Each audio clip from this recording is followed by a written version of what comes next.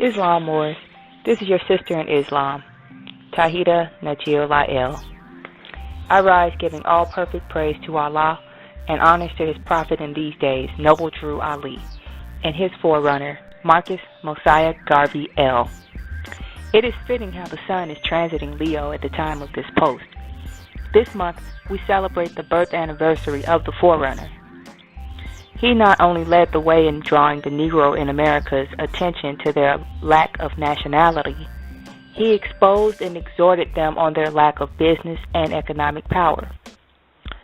During his most active phase, Garvey L. set up numerous businesses, employed his people, and was able to organize and mobilize enough of them to the extent that they were able to move into a position of engaging in international trade.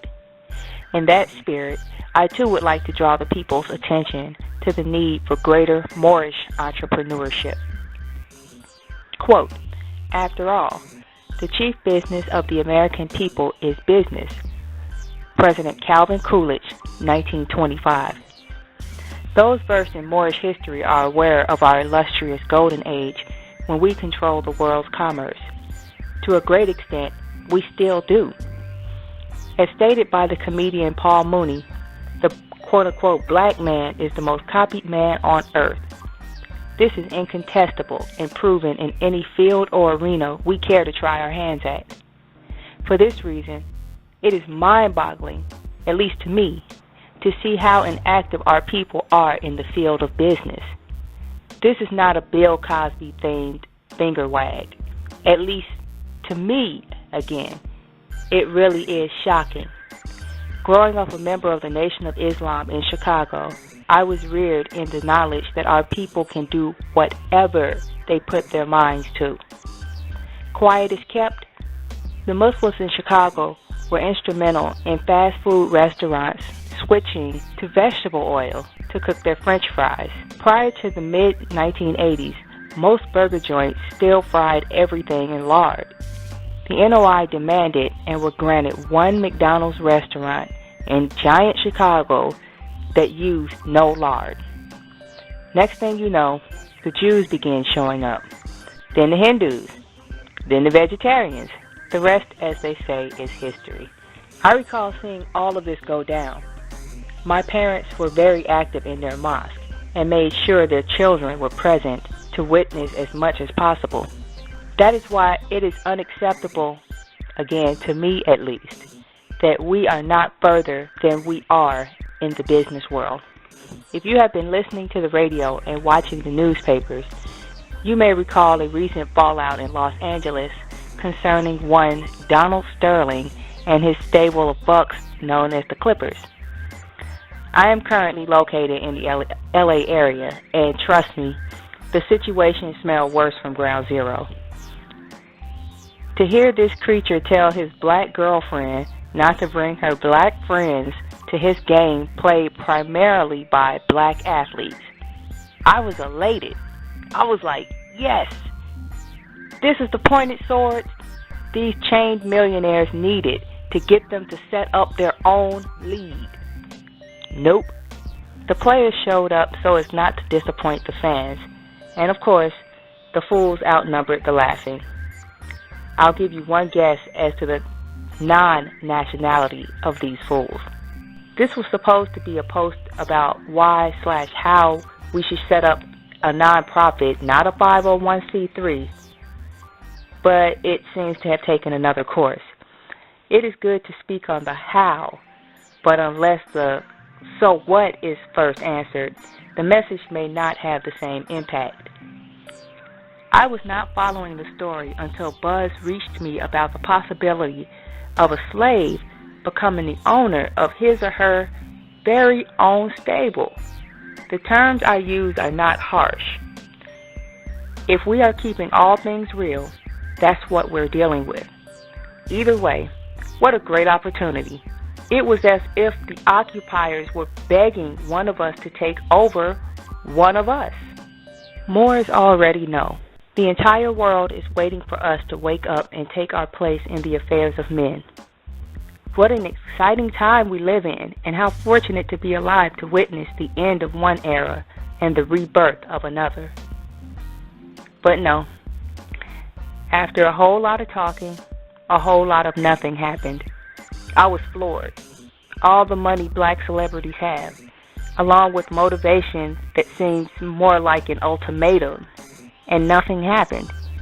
The whole world got to witness black people drop the ball again. I'm not going to go too deeply into a topic which has been well covered by enough Moors already. I will instead note the vital need for Moors to set themselves apart from this behavior, or rather lack thereof. Moors are doing a bang-up job putting the legal system of the corporate U.S. and its state franchises on notice that we are not to be dealt with in the same manner they deal with our denationalized brothers and sisters. Those who have gone into bat tail, well cemented to their square, know that success can be had when you deal with others as the rightful ruler of this land you are. It is high time we apply the same concept and that same enthusiasm to Moorish entrepreneurship. The Moors of today are at the precipice of the next big thing. I find it to be no exaggeration to say this Renaissance will be on par with the European Renaissance, Industrial Revolution, the Gilded Age, maybe greater.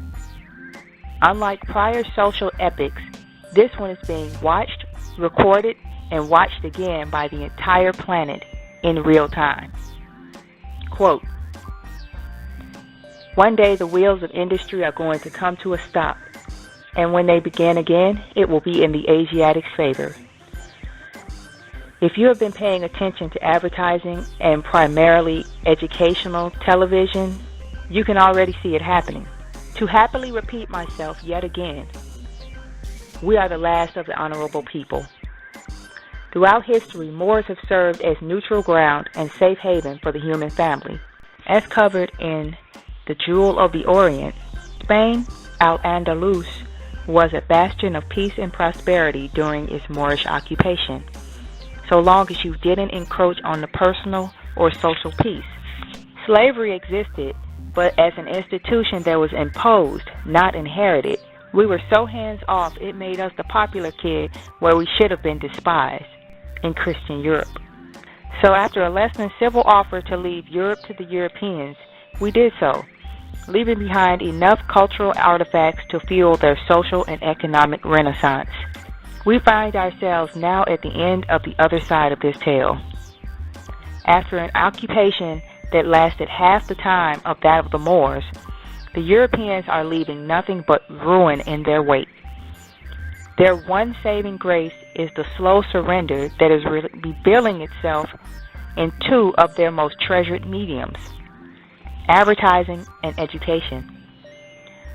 Unlike our behavior during the occupation of Europe, i.e., the introduction of hygiene, architecture, agriculture, infrastructure, and all-around increase in the standard of living, Moors can expect to have the opposite left by the European on our land. The universe demands balance. That under consideration, if we do nothing to hedge what is about to befall this land, we're in for it. It is time for us to do for ourselves what we have done for the entire planet. There is no excuse for us not to. Watching Muslims of the NOI in action as a child, I know what we as a people are capable of. Watching the Moors in action today as that former child, I can see the Moors' potential in going way further with uplifting our people than did the Nation of Islam. If you are familiar with the people and situations that came into the nation in its infancy, you know that's saying quite a bit. Moors need to get in while the getting is good. Chances are slim to none that this arena will be displaced by other nations like black businesses, but the competition is definitely there. In closing, I am sending out a call to my Moorish brothers and sisters. Start your business today. Even if it's posting what you have to offer on your Facebook page, do it. Even if the money flows slow at first, so long as you stick to it, it will flow. As the most copied man on the planet, eventually you will be demanded just because it's you doing it. Moorish hasn't been done on this level since 1492. Better claim your niche while you still can. Among his signs is that he sends the winds as heralds of glad tidings, giving you a taste of his grace and mercy, that the ships may sail majestically by his command, and that ye may seek of his bounty, in order that ye may be grateful. Surah 30, Ayah 46. Myself, I have set up so many businesses for myself and so many Moors I've lost count.